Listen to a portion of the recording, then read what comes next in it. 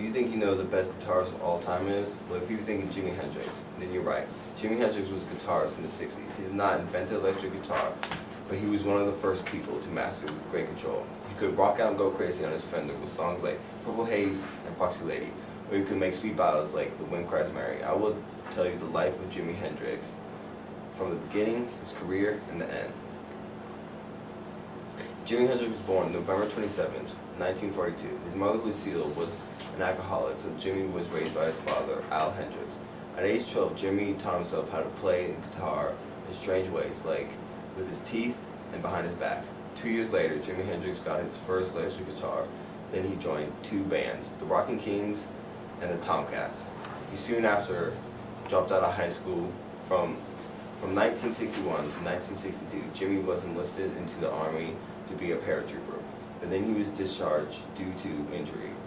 After the military, he continued to be involved in music, being a backup for Little Richard, Sam Cooke, and the Isley Brothers. In 1965, Hendrix formed his first band called Jimmy James and the Blue Flames. They only played in New York coffee houses. In 1966, Jimi met Chaz Chandler, who became his manager. Chaz talked Jimi into going to London, where he joined forces with musicians Noel Redding and Mitch Mitchell to create the Jimi Hendrix Experience.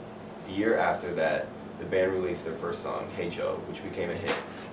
He soon became very popular in the UK with songs such as Purple Haze and The Wind Cried Mary.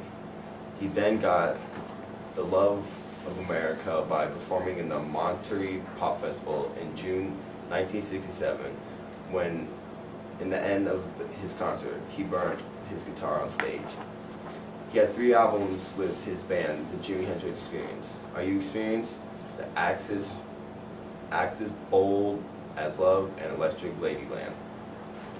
Then the band split up in 1969. The same year, Jimi performed at the Woodstock Festival. He played the Star Spangled Banner in his own unique way, which amazed everyone and showed everyone of his talent.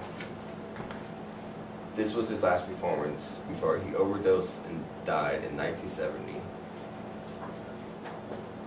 Rolling Stone magazine rates that Jimi Hendrix one of the biggest cultural figures of the 60s. Jimi Hendrix was born 1942 and died in 1970. He had a short life, but accomplished more than most people do in their whole lifetime. Even though he died so long ago, his songs and his legends still live on.